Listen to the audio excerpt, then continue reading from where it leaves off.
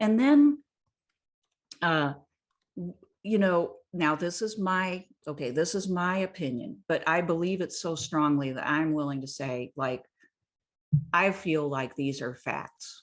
You can disagree if you want, but I think these are facts. All right. I believe that people are social animals. So I'm more of an Aristotelian in that regard. People are social animals. And they only really understand each other through the eyes of others. And I also think that especially now in modern times, in the type of environment that we currently live under, with consumer capitalism, with big government, big corporations, and just like huge cities, uh, we are lemming-like creatures. We tend to follow the lead of either people who are powerful or who are famous, or, you know, are just assertive and aggressive. Okay. I just see too much evidence of that all around me.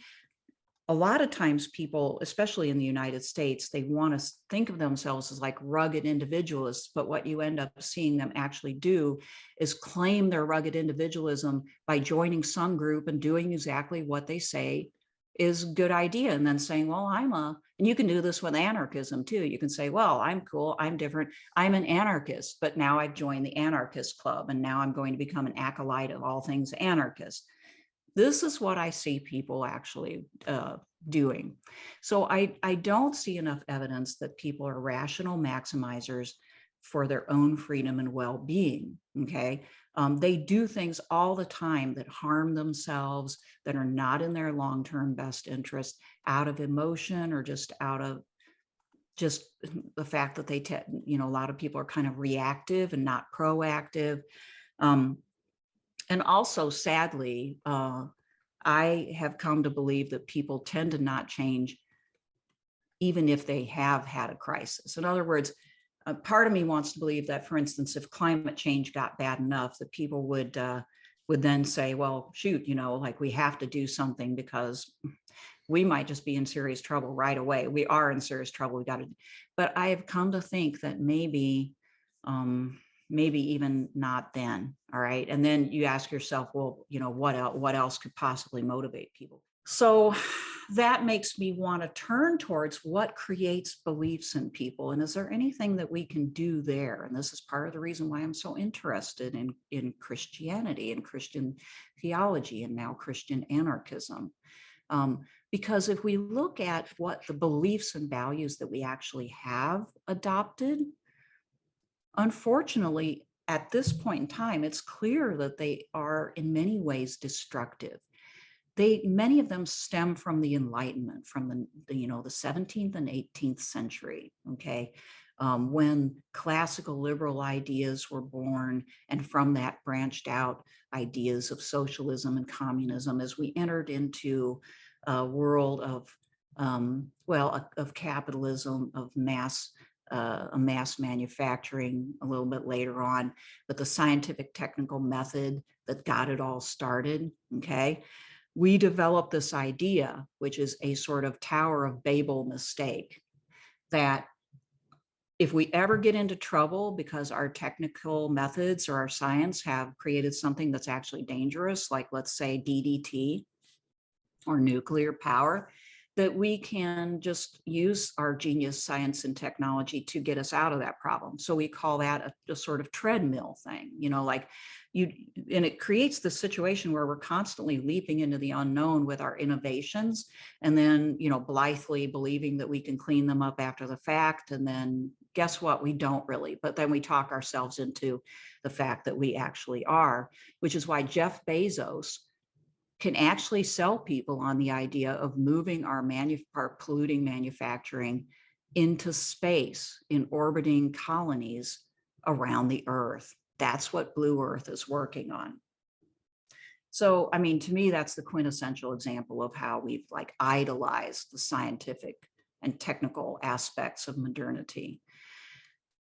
We now live in a wage and salary economy where most people in at least advanced countries, advanced economies, I should say, are without any means for their own subsistence. So we have traded being able to feed and clothe ourselves, albeit at a lower level, but having the, somewhat assurance of being able to do those things in many cases, to being completely dependent on wages and salaries so that we are at the whim of a now globalized economy.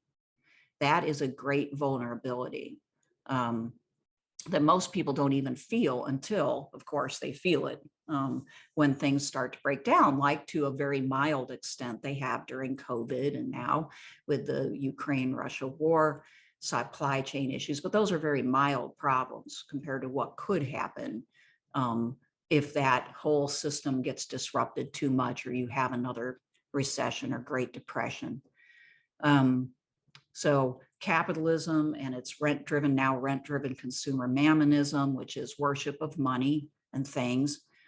Individualism and my rights first mentality has been fostered by Enlightenment liberalism, which we are individuals, as Spencer said in one of our podcasts. We don't want to forget that, but we do tend to forget that we're social creatures too, and that our rights don't trump everybody else's. And so more and more that is taking on this very selfish, indifferent attitude. Indifferentism, which is listed there, is an attitude towards religions and beliefs that was fostered in Enlightenment thought. John Locke did this in Letters Concerning Toleration. But generally, the idea there is that everybody can have their beliefs, and it doesn't really matter what they believe. We need to respect them.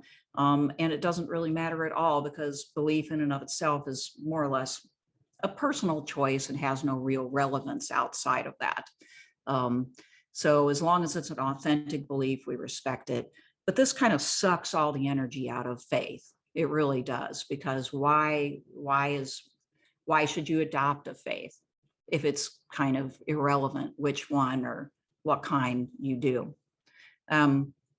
Therapeutic culture refers to the tendency in our modern world and our economy to basically try to make people feel good for doing the jobs that they do, even though those jobs are largely tedious and lack meaning and are maybe harmful to the world. But we have to adjust now to the environment that we find ourselves in. And not only do we have the therapeutic culture in our media and our entertainment to help us adjust, but in the products that we consume, in our workplace. I personally turn down most of the workplace prompts to sort of learn how to adjust. But anyway, I can go into this more, but I think you understand. Maybe I'll explain this one. Corporations perceived as persons. We were talking about this the other day. I'm like, why is it that people can't realize that corporations are kind of like this huge agglomeration of people who fill very discrete roles, none of whom are responsible for the overall product or service that you're getting. And yet we have these emotional attachments to corporations. So there's a lag between our perception and the reality of these corporations. So I guess when we're going to McDonald's, we're dealing with Ronald McDonald, but actually we're dealing with something else. So we've embraced these values, these liberal values, as though they are common sense, as though they're the world, as though nothing else could possibly exist. And those values obscure real unfolding disasters. So this is why, even though you may be able to perceive these from time to time, they fade into the background and these liberal values come to the forefront in your daily life. Like I really care about climate change. Nuclear weapons could destroy our world and they're still around. And we're close as we've been since the Cuban Missile Crisis to having another nuclear exchange. But guess what? I'm sure you've noticed on a day in and day out basis, you do forget those things, right? And these other things come to the forefront and they're more of your reality. And our whole system and reinforces that. So we tend not to perceive the fact that we are extremely vulnerable, for instance, in our economy because of the interdependence, because we cannot fully feed ourselves. We can't supply ourselves. And we rely on this faceless and far-flung system to keep that all going. The baby formula situation is another example of this. People were sort of in stunned but disbelief. You know, why can't we get baby formula or toilet paper? Well, it's because you don't know where all those things are coming from and all the components involved. And if anything in that process breaks down, like with computer chips, guess what? It took me 8 months to get my latest laptop because of computer chip shortage. So we don't perceive that literally our souls are being destroyed by the consumerism and materialism, that our culture is in the process of fragmentation. Really, it's not a culture in the sense of providing the ethical, moral, and traditional foundations necessary for us to actually adequately care for each other. We've overemphasized the power of the state, and I don't care whether it's Republicans or Democrats, conservatives or liberals, they all have come to believe that we need the state and corporate power to basically take care of us. And so that's what I mean by the bureaucracy and technocracy.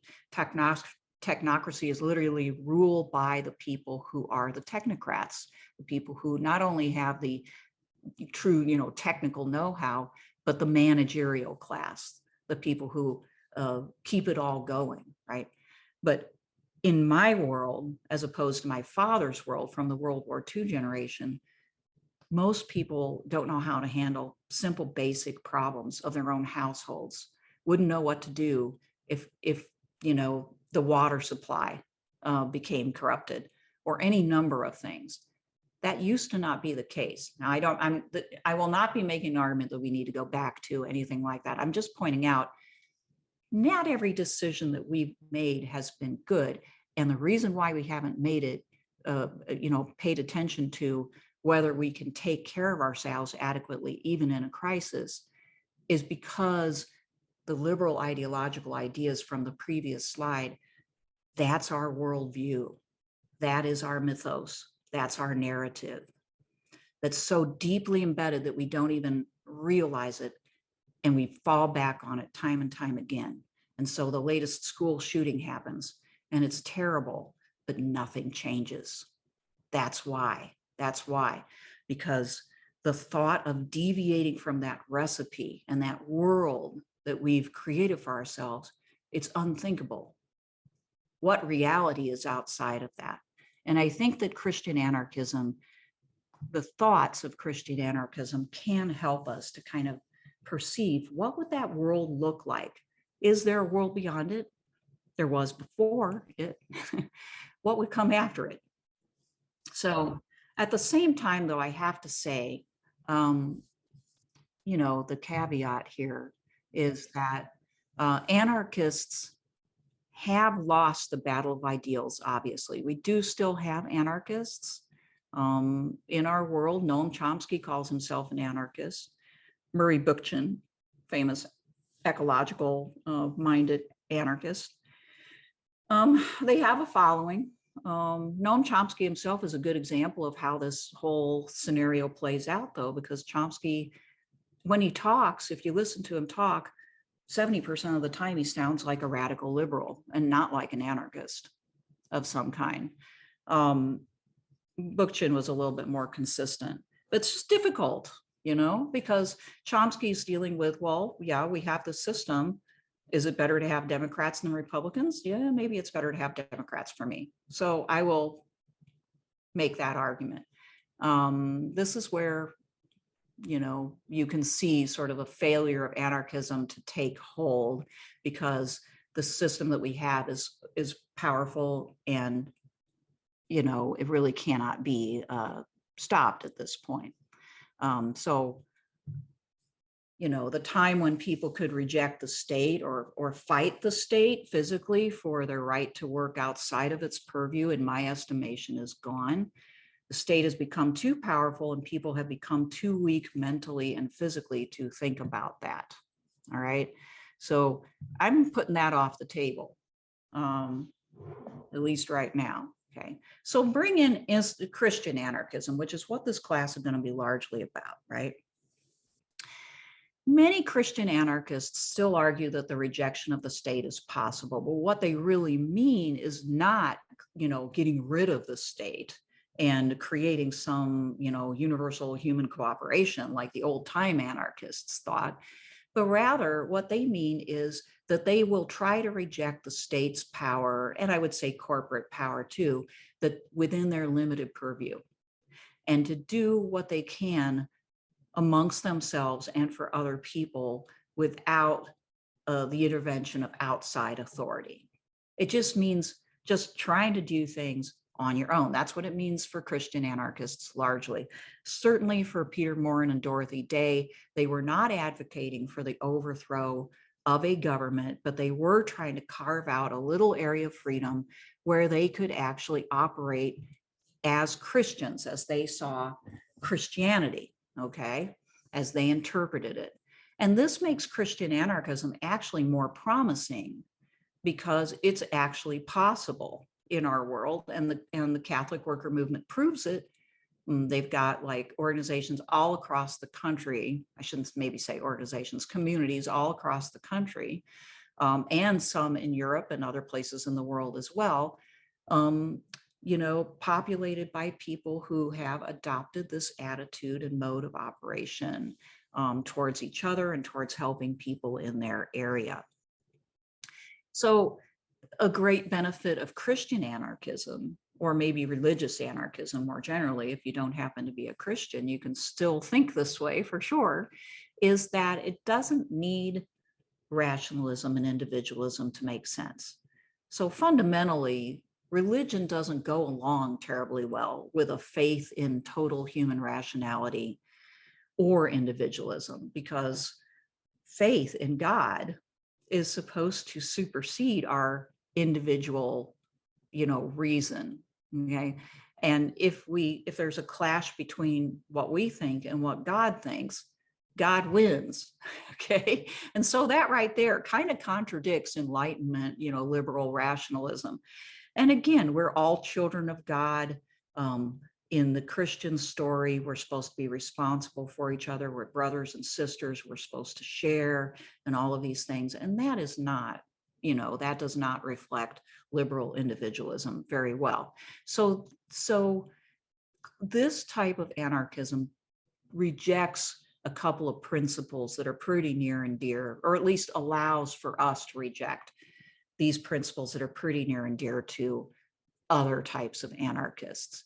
Because for a Christian anarchist, God or Jesus is king and sovereign now, and not just later after we die or when the second coming happens, but Jesus is king now. And therefore, if you tried to consistently act as though Jesus ruled and not your president or your premier or your dictator or whoever it is that's ruling your country, boy, would that be kind of challenging and difficult. And you would soon realize that those two things don't go together all that well. They're often incompatible, because what your government asks you to do, like pay taxes, for instance, and much of those taxes are going towards things that you might not like bombing people, occupying countries, abortion, perhaps, if you're pro-life.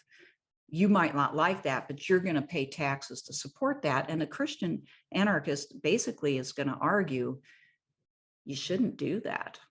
Okay, so Dorothy Day insisted on not paying war taxes. She got away with it, but I don't know if a lot of people would. So this is I mean, if you just try, to kind of consistently keep in your mind that concept, King Jesus, and ask yourself, how would you act accordingly? It's one thing to say it, it's another thing to do it. Even those who try really hard can't do it because it's that hard. But should we then put the thought aside because it's hard? This is where I think Christian anarchism can challenge us to sit with that and to realize how far even our best day is from that, okay? So in this way of thinking, if we replace government figures or authority, political leaders, worldly leaders or governments, or the economy if we replace that for God, we replace God's rule with that, that's sin, pure and simple. Okay. And we may say we don't, but every time we think of those things first or go to those things for our solution, we are from this perspective. So Christian anarchists will argue not only against the taxes in some cases, but also against military service. And one of the readings that you have is by Tolstoy. He was huge on do not participate in universal military service, even if you're drafted, you know. So to do otherwise is to engage in potentially the sin of killing other people, and more generally cooperating in the state's use of violence against other people. Okay, it's very problematic because sometimes it feels like violence is very necessary, especially when your people are under attack. But the Christian anarchist argues that statism and nationalism are a form of idolatry, and that is a fundamental sin. Nothing is higher than God. So why is Christian anarchism not the default for Christians? Because it's so dang hard, by the way. This is very important. We are having another class this summer, which is probably going to start in mid-July. We haven't pinned down the exact starting date yet, but it'll be a similar thing where we have 5 sessions. They may not be on Saturdays. We haven't worked out what day of the week, but it will be a series on agricultural biotechnology and the information economy, which will be a sort of dialogue class between Jacob Honshu, who's a co-author of mine, and myself, and maybe Spencer Hess. We're all sort of the three stooges or three amigos or whatever, and then Bryant McFarlane. Does that make us the four stooges? I'll be your Sancho Panza. How about that? All right, and that's perfect. So look forward to that course if you have any interest in.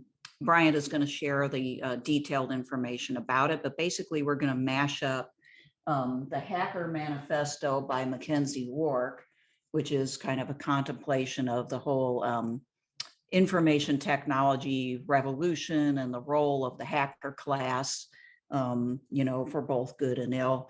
And then this book called First the Seed, Political Economy of Plant Biotechnology. And we're looking for people who want to take that class and have a sort of seminar style experience about those issues. It's going to have a lot to do with farming, but farming through the lens of this, of, contemplating the impact on the human beings involved, as well as the environment, of these technological changes that have been taking place in farming. Okay, so look forward to that.